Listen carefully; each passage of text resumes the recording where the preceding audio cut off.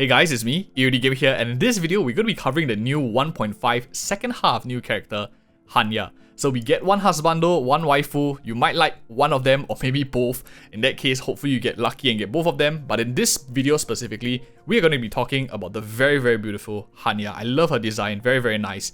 A lot of compelling reasons why. Do I think that she's going to be good? I think she's very good already as she is.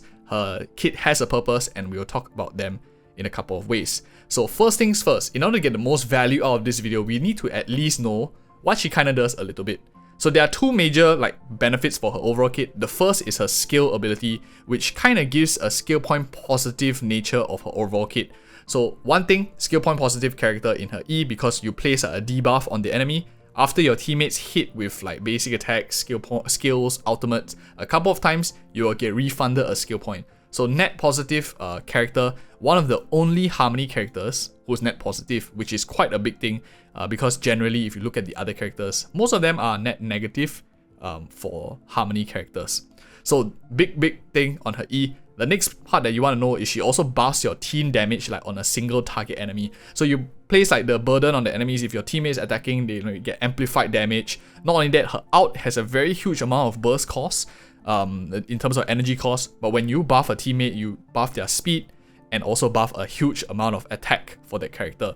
So why I say that she's a very ulti dependent unit, it's nice to get her ult up, but if she already has very high burst cost and you can't get it up in a 2-turn, 3-turn rotation, I wouldn't frustrate myself that much. The main key benefit why you'll be playing her is definitely for her skill point refund as well, because skill point refund not only means that you enable characters like Imbibitor Lune and other skill point hungry characters, but it also is an indirect buff to energy restoration. And why do I say that? Let's talk about the mono physical team. So let's say you have Argenti, who we talked about in the other video of team composition for him, but I'll elaborate more since this is mainly Hanya's strengths. He needs a lot of energy recharge given that he has one of the highest burst costs in the game. With a character that is skill point positive from the Harmony slot, what this means is you enable your other 3 slots to use more skill points, because the more skill points positive characters means you can have one super skill point negative character, which indirectly means you funnel more energy into a particular space. In this case, her skill point positiveness is used by Argenti, because if he uses his skill more, he gets a better regen, energy restoration, since skills gains more energy than basic attacks. So indirectly, she's an energy funneler into him as well. So very strong for him, and for that reason, any other character that generally needs either skill points or energy would really like this character quite a lot, especially if they need the skill to complete a 2-turn rotation, 1-turn rotation, etc, without the detriment of the overall team. Because when you use your skill, you are proccing her burden skill ability also, because to count back in the skill point refund. So very strong overall. Mono physical, I think he works the best, but other characters that I think could be very attractive as well would definitely be a character like Clara here. Maybe not in synergy, maybe I think she's more of a utility slot, since she's a damage dealer like Argenti. You can play, for example, someone like Susang here for some physical damage, or for example, you can play Luca here in this slot for a little bit more single target nature of a pivot slot, very flexible options that you have. Synergy here, you can plug in Natasha, for example. Where is my Natasha? Here, you can play this. Or maybe to make it better, let me just switch this around so it's clearer, DPS, this one's sustain. I'll just slot in here so we have a free to play option as well. So you have a wide variety of DPS nature characters who maybe are a little bit more skill point dependent, depending how you think about it. Susang, quite independent. Luca is a bit more skill point hungry, so you can just swap around the characters as you want. You have a sustained character like Natasha here already. So one of the benefits about a mono physical team is it allows you to choose, not only of course with the planetary rendezvous light cone for Harmony characters, being same type, you can also choose to not only run Broken Kill, who benefits crit damage, which Luca as a DOT character might not super love the crit damage from Broken Kill.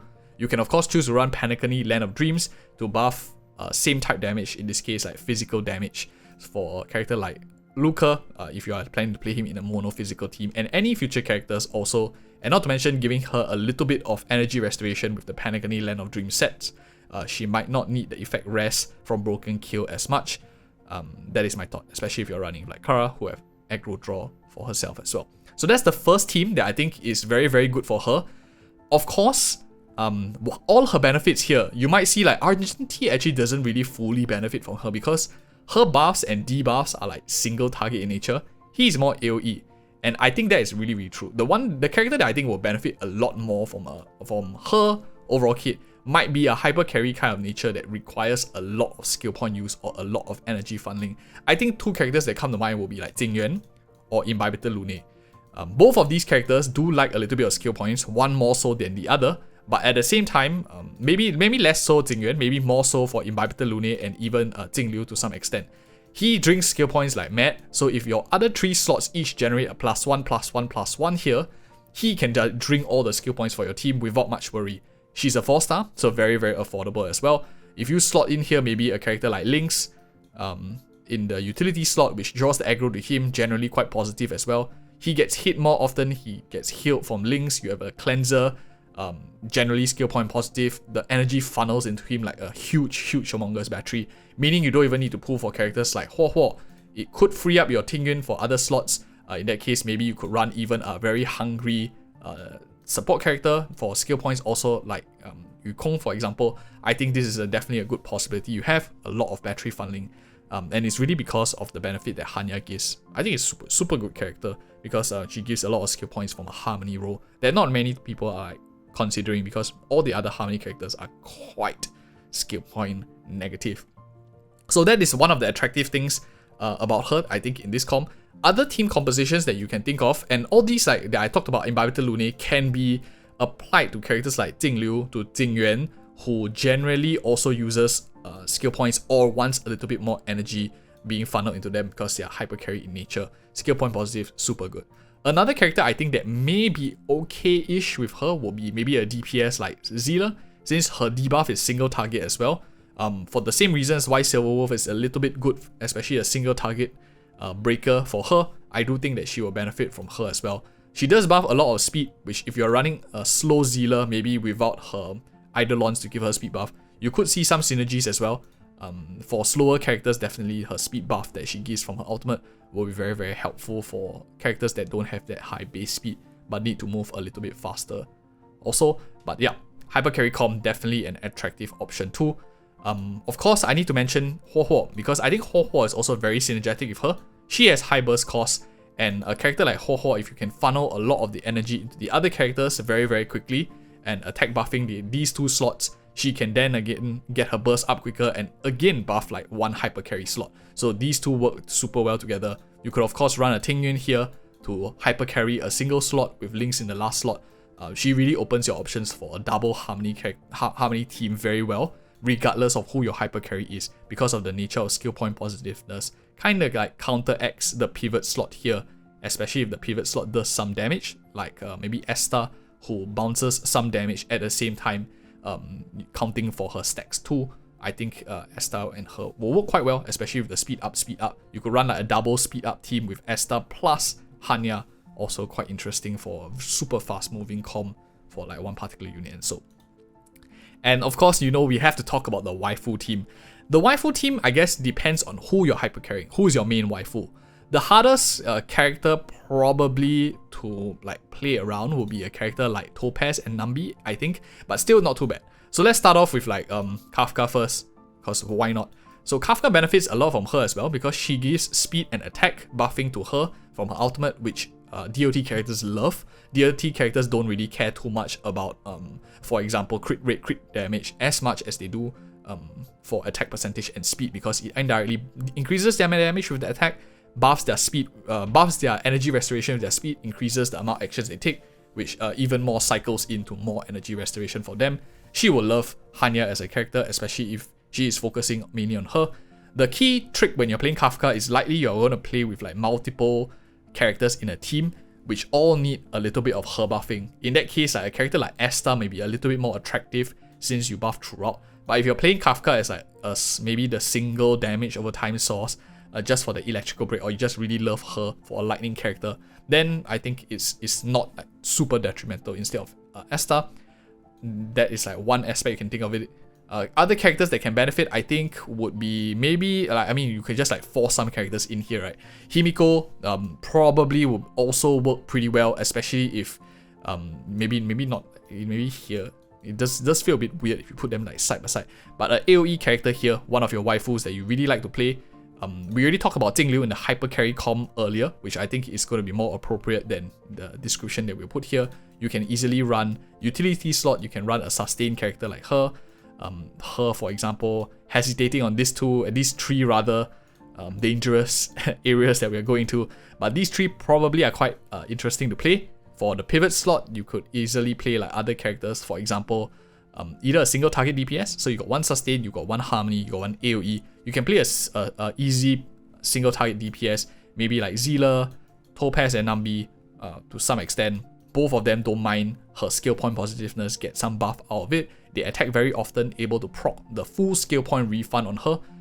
Generally, you want your teammate to move very fast, so you can just keep generating skill points if she already moves very fast and she has quite high base speed. So you definitely want the character that pairing with her that's like proccing most of her stuff to move very fast, then you can generate even more skill points for a skill point hungry character in the second slot too.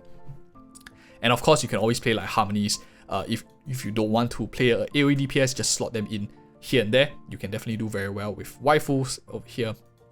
Regardless of how you want to play, you can play like a hyper carry team. So this is just like the formatting of how you want to play. Waifu team, of course, might not be the best meta. I think the other two teams will be a lot better. But more interestingly, let's talk about a totally like base unit free-to-play team, because I know not everyone has a lot of limited characters, and let's start to like theory craft some team compositions that anyone can use.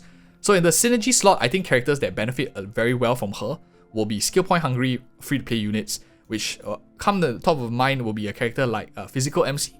If for some reason you're playing Physical MC because you really like the character's kit overall, you don't have any better DPS, I think it's a pretty solid option. She funnels physical damage similarly to them, single target buffing, single target debuffing with the damage increase. Similarly, you could play a character like Danheng here, might not benefit from physical, but for the other single target changes, does benefit quite a bit. Your pivot, if you already have a good amount of single target here, I really like Serval here. Serval is very independent, very flexible. Her basic attack is one of the only erudition characters that has a splash. She's one of the rare characters in the game where her basic attack is a splash attack. So very, very nice here. I like her in the pivot slot. And of course, your utility characters will be units like Natasha, who is mainly here for sustain. If you can like play a triple free-to-play team, like for example your physical MC, physical here, they can all run the Penacony Land of Dream set to like buff each other's physical damage too. Planetary Rendezvous benefits them all. That's why I think this is pretty interesting. Otherwise, March 7 might be a bit trickier to run if unless of course you're running like a double sustain unit, for example like this March 7, and for example Fire MC in one team, Natasha in like your second team. That could be another option as well. You could just swap around these characters, but then you will really need a very strong like carry for your roster. Depends whether you are like playing this or like one of these two, or Serval, or maybe Serval is here.